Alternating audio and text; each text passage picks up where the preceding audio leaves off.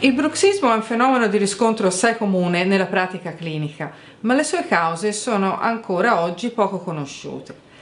Su questo tema il nostro ordine ha interpellato il professor Daniele Manfredini dell'Università di Padova, in quanto autore di una lunga serie di pubblicazioni sul bruxismo e sui disordini dell'articolazione temporomandibolare e importante punto di riferimento a livello internazionale su questi argomenti. Per di più, il dottor Manfredini è un caro amico del nostro ordine e anche per questo motivo ci è particolarmente gradito trovarci qui oggi con lui. Buongiorno Daniele. Buongiorno Gianna, buongiorno a voi. Grazie a voi anzi per l'invito. Prima di tutto, cosa intendiamo per bruxismo e come lo possiamo riconoscere e diagnosticare? Partiamo subito col botto, ma con un concetto fondamentale, Gianna, che hai centrato assolutamente in pieno. Troppo spesso, questo è un problema forse a mio avviso che riguarda tanti campi della medicina, quando si fa riferimento a una patologia ci si accorge che diversi specialisti parlano differenti lingue e la stessa cosa accadeva con il bruxismo fino a pochi anni fa, perché fondamentalmente le varie accademie di riferimento, che si trattasse di ambiti neurologici, ambiti odontoiatrici o ambiti di medicina del dolore, definivano il bruxismo in una loro propria maniera. Quindi negli ultimi anni si è sentita proprio l'esigenza di parlare una lingua comune che poi debba essere diffusa a tutti i professionisti del settore, medici di base compresi. E io ho avuto personalmente l'onore di far parte del panel di esperti che nel 2012 si è riunito coinvolgendo una decina tra odontoiatri come il sottoscritto, neurologi, psicologi e medici del dolore di riferimento internazionale allo scopo di ridefinire il bruxismo. E quello che abbiamo deciso fondamentalmente riguarda due ambiti. Il primo aspetto riguarda una definizione del bruxismo stesso, che esattamente come hai detto tu non può essere considerato una condizione necessariamente patologica e abbiamo voluto inquadrarlo piuttosto come una attività muscolare che può essere caratterizzata dal fatto di digrignare i denti, di serrare i denti, oppure banalmente, tra virgolette, se mi passate il termine, di tenere i muscoli masticatori in posizione contratta, tesa, quindi la mandibola in posizione fissa, senza avere i denti a contatto. Questo aspetto è molto importante, come vedremo, per le possibili conseguenze patologiche del bruxismo. Il bruxismo chiaramente può essere in relazione al ritmo circadiano connotato come bruxismo del sonno o bruxismo della veglia, ma l'altro aspetto importante nella nuova definizione di bruxismo riguarda la necessità di chiarire, questo soprattutto in ambiti di ricerca, con quali modalità si è fatta diagnosi di bruxismo, perché troppo spesso leggendo la letteratura scientifica ci si accorge che ci si fida solamente del racconto anamnestico del paziente, ma questo al limite può fornirci indicazioni su un possibile bruxismo. Affinché il bruxismo diventi quantomeno diagnosticato in maniera probabile è necessario andare a indagare la presenza di segni clinici, quindi usura dei denti, ipertrofia e ingrossamento dei muscoli masseteri, indentature sulla mucosa della guancia e sulla mucosa della lingua, sensibilità dentale, problemi anche a ricostruzioni dentali che si rompono. Ma la vera diagnosi definitiva di bruxismo si può fare solamente misurando l'attività dei muscoli masticatori e questo fondamentalmente richiede attrezzature importanti quali la polisonografia o quantomeno l'elettromiografia per misurazione continua durante le ore di sonno. Secondo la tua esperienza, quali sono le più importanti implicazioni cliniche del bruxismo? Innanzitutto, prima di parlare di implicazioni cliniche, bisognerebbe intenderci proprio anche sulla rilevanza sociale del fenomeno bruxismo. cioè sulla prevalenza e sulle caratteristiche epidemiologiche, perché per mia modesta esperienza il bruxismo è probabilmente il fenomeno del 2000. Racconto sempre sorridendo, io ho una quantità di pubblicazioni molto importante, soprattutto per quanto riguarda le patologie dell'articolazione temporomandibolare, ma all'estero vengo invitato quasi sempre per parlare di bruxismo, e questo mi ha fatto riflettere negli anni su come forse noi in Italia non abbiamo ancora ben compreso quanto sia importante studiare a fondo questo fenomeno, che dal punto di vista sociale è molto importante, perché revisioni della letteratura recenti suggeriscono che anche fino al 20-25, c'è chi dice il 30% degli individui della popolazione generale riferiscono di aver attraversato durante la propria esistenza dei periodi in cui dormivano male, si sono accorti di digrignare o di avere le mascelle serrate, e quindi questo fa il paio poi con le possibili conseguenze, o perlomeno con le implicazioni cliniche del bruxismo, perché sempre più persone riferiscono questo fenomeno. Dal punto di vista clinico, fondamentalmente,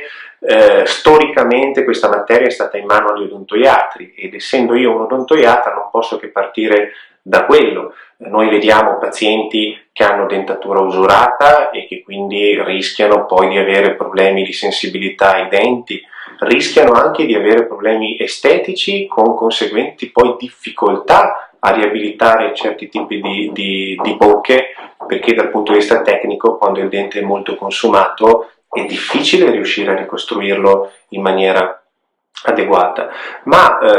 probabilmente le conseguenze in questo momento più importanti riguardano il sovraccarico che il bruxismo, soprattutto nella forma di serramento, ha nei confronti delle strutture muscoloscheletriche. Quindi banalmente questi pazienti hanno dolore ai muscoli della masticazione, quindi massetere, temporale e muscolo pterigoideo all'interno del cavorale, e dolore e anche a volte artrosi precoce all'articolazione temporomandibolare. Dal punto di vista sistemico invece è molto interessante approfondire le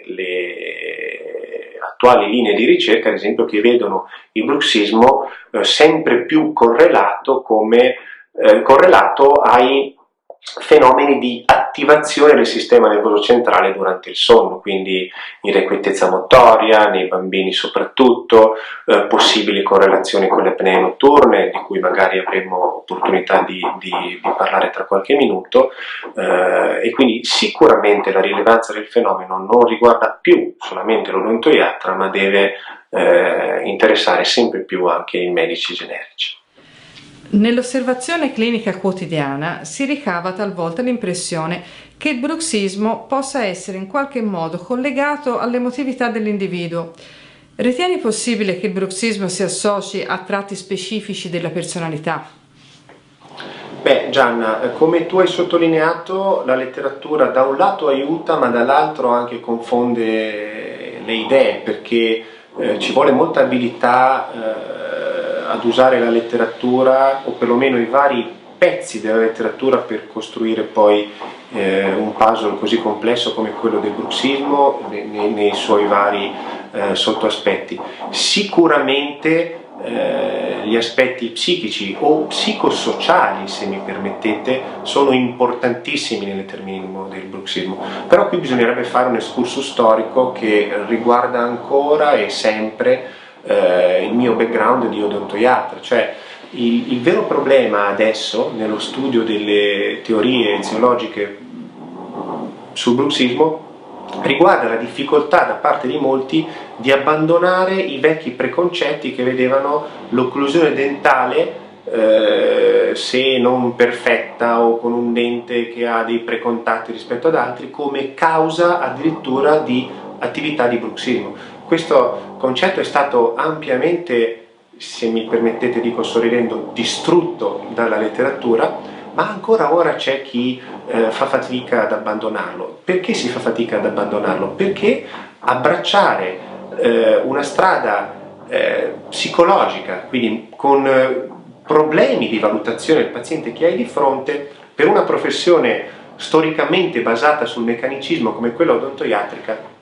è molto difficile. Però è indubbio che nel bruxismo e soprattutto nelle forme di serramento la tensione emotiva giochi un ruolo fondamentale. In particolare nelle nostre ricerche abbiamo evidenziato due aspetti della personalità del paziente che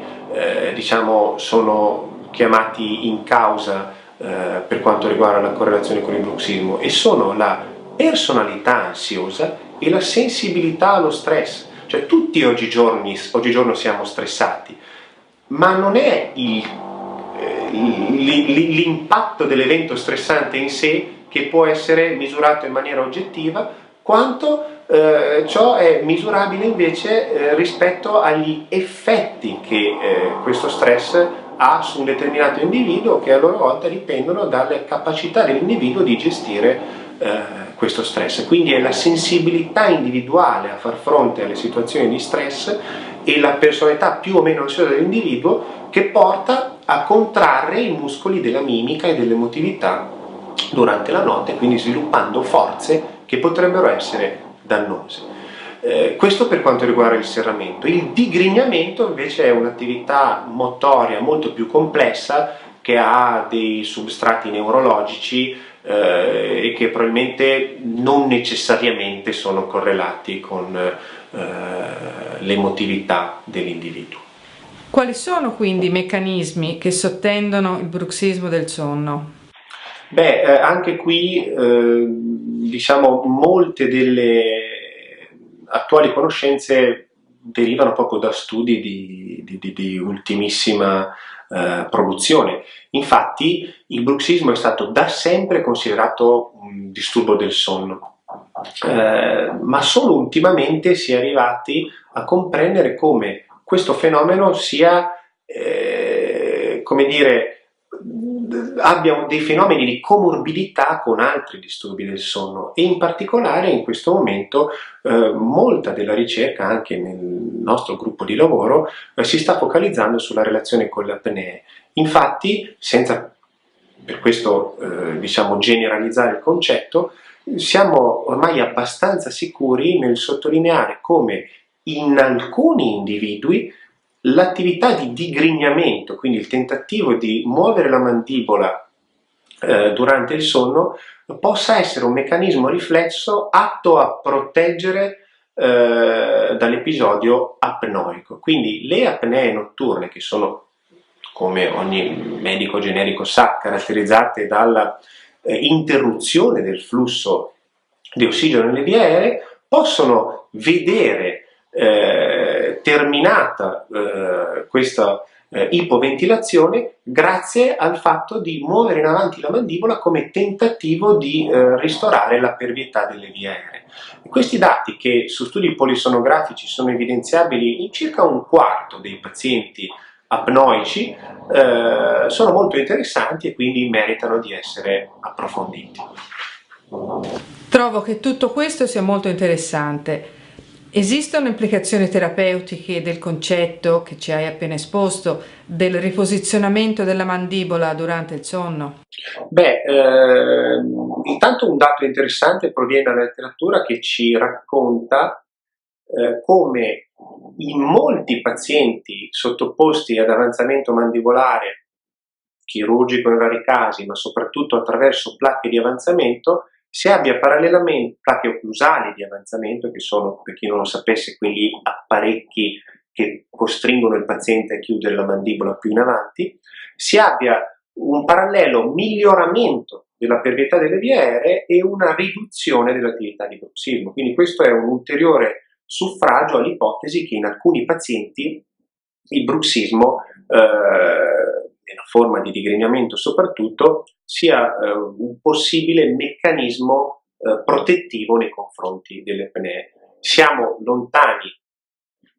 mi verrebbe da dire anni luce, ma sono sicuro di no, dal chiarire e dal capire quali pazienti abbiano possibilità di come dire, avere questo meccanismo riflesso protettivo e quali invece non lo abbiano. Io credo che molte delle risposte, esattamente come molte delle risposte sulla relazione tra bruxismo e dolore, si troveranno nell'analisi della morfologia facciale dei singoli individui. Non tutti siamo uguali. Chi è alto 2 metri non risponde all'attività muscolare esattamente come chi magari è basso e tarchiato. La stessa cosa dobbiamo iniziare a capire che accade con i muscoli masticatori e con lo scheletro del volto. E nei bambini? Altro capitolo interessante, Gianna, che però hai fatto benissimo a introdurre adesso, dopo che abbiamo presentato un attimino tutte le possibili cause eziologiche di bruxismo, quindi attraversando gli aspetti psichici, smontando i ruoli dell'occlusione dentale e introducendo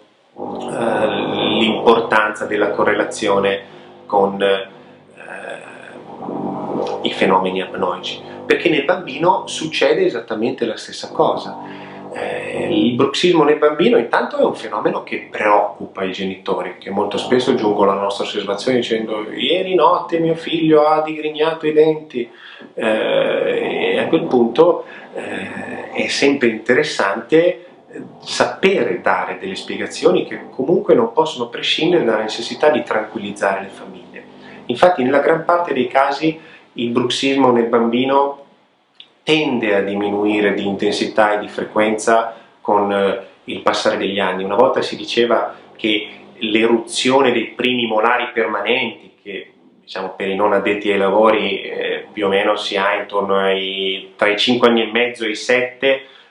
facesse da stop al fenomeno bruxismo. In realtà mi viene da sorridere perché questo è vero, ma non c'entrano nulla i denti. La gran parte dei bambini smettono di digrignare o comunque di avere disturbi del sonno intorno a quell'età per il semplice fatto che intorno a quell'età la maturazione del sistema nervoso centrale si avvia verso un compimento più o meno completo e quindi i livelli di dopamina che sono implicati, i cui squilibri sono implicati nella genesi dei vari disturbi del sonno più o meno si stabilizzano e quindi il bambino diminuisce anche l'intensità e la frequenza del fenomeno di digrignamento. Quindi intanto raccontare ai genitori che è un fenomeno che con l'età migliorerà. Dopo, attraverso magari un'analisi anche ortodontica e della morfologia facciale, ora non voglio entrare troppo nel dettaglio, approfondire la possibilità che alcuni bambini abbiano, esattamente come gli adulti, un bruxismo di tipo reattivo, protettivo nei confronti delle apnee notturne. Ci sono pubblicazioni che suggeriscono, ad esempio, che i bambini con palato a forma ogivale, palato stretto, una volta operati di adenotonsillectomia, diminuiscono a detta dei genitori l'attività di bruxismo, quindi questo potrebbe farci rientrare nel capitolo che abbiamo affrontato prima della relazione tra apnea e bruxismo. Il terzo aspetto, ahimè purtroppo spesso le famiglie non vogliono sentirselo dire, soprattutto quando il bruxismo si protrae avanti con gli anni, è chiaramente anche quello psichico. Mia moglie, la dottoressa Rossi Deborah, oltre a essere insegnante scolastica e pedagogista, nella sua esperienza e in un paio di studi che abbiamo fatto proprio dando questionari ai suoi allievi, mi ha aiutato ad evidenziare come certe caratteristiche psichiche del bambino e certe caratteristiche dell'ambiente sociale, quindi purtroppo anche la famiglia in cui il bambino vive, sono importanti per poter predire la reazione del bambino attraverso meccanismi appunto di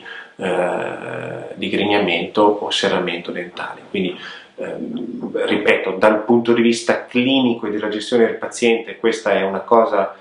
che richiede molta esperienza e molta sensibilità per poter essere affrontata in maniera consapevole e condivisibile con le famiglie, però non si può certo trascurarne l'importanza. Ci hai chiarito in modo molto esauriente gli aspetti più importanti del bruxismo e di questo ti ringraziamo. Non intendo trattenerti ancora a lungo, ma prima di salutarci ti chiederei di farci un breve excursus su un argomento che è correlato al bruxismo e su cui tu hai una grandissima esperienza. Mi sto riferendo alla relazione fra occlusione dentale e disturbi a distanza, come per esempio le alterazioni dell'articolazione temporomandibolare, la postura oppure il dolore. Qual è la tua opinione su questo tema? Tu mi stuzzichi, Gianna. Sai non solo come la penso, perché non posso non pensarla come letteratura dice, anzi avendo contribuito in prima persona a molta di questa letteratura, ma sai anche quanto mi stia a cuore questo argomento, perché io penso che chi come me è in prima linea quotidianamente in ambiti di ricerca e in ambiti clinici non possa non essere un pochino disgustato da quello che sta accadendo. Ed è giusto, io credo, informare chi non ha conoscenze odontoiatriche, e quindi mi riferisco alle varie branche che costituiscono la comunità medica, ma anche ai pazienti stessi, che in realtà la letteratura scientifica ha smontato da anni la possibile validità di teorie che chiamano in causa malocclusioni dentali o disallineamenti posturali nel determinismo e nell'insorgenza di problemi quali mal di testa o mal di schiena o dolori all'articolazione temporomandibolare. E quindi nell'affrontare una risposta sensata a ciò che tu mi hai chiesto non si può dimenticare questo, cioè la letteratura è costituita veramente da montagne di lavori che supportano ciò che io sto dicendo, e mi viene da sorridere se penso a quanto poco ormai si sappia che conta la letteratura, che conta l'occlusione dentale, scusate, nell'eziologia delle problematiche temporomandibolari, e quanto tanto, se mi passate il gioco di parole, alcuni pseudoguru invece vogliano raccontarci che essa conta nel determinismo di patologie a distanza, quindi collo, schiena, arti inferiori, eccetera. Per non parlare poi della postura corporea, che è per definizione variabile. Ci sono studi di letteratura che dimostrano che è un'entità difficilmente misurabile e che andrebbe forse prima meglio studiata dal punto di vista fisiologico per poterne poi anche solo ipotizzare qualche correlato in termini di fisiopatologia con le patologie dell'articolazione temporomandibolare. È anche vero però che questi fenomeni di mercato sono affascinanti, che molto spesso costituiscono una grossa fonte di business e che altrettanto spesso le famiglie degli individui affetti da problematiche di dolore cronico che sono, come ho detto prima, caratterizzati da disturbi spesso della sfera psichica, preferiscono, proprio come tipologia di pazienti, andare a cercare spiegazioni meccanicistiche piuttosto che indagare percorsi che afferiscono alla propria emotività, eccetera. E quindi questo li rende facilmente influenzabili da tutte queste teorie, chiamiamo così, divertenti, per usare un termine eufemistico. Quindi io invito sempre tutti coloro che partecipano ai miei corsi, i miei studenti, i miei allievi di qualunque età, i miei pazienti, ad andare a cercare la letteratura, perché solo così ci si può tutelare da questi fenomeni, evitando esborsi sociali anche inutili e facendo veramente riscoprire a tutti noi come categoria il ruolo anche sociale del curante. Quindi spero davvero, anzi grazie ancora dell'ultima domanda che mi hai fatto, Gianna, di essere stato esaustivo e di poter collaborare di nuovo con te. Grazie a te, Daniele, speriamo di avere altre occasioni in futuro per affrontare questi argomenti. Di nuovo grazie.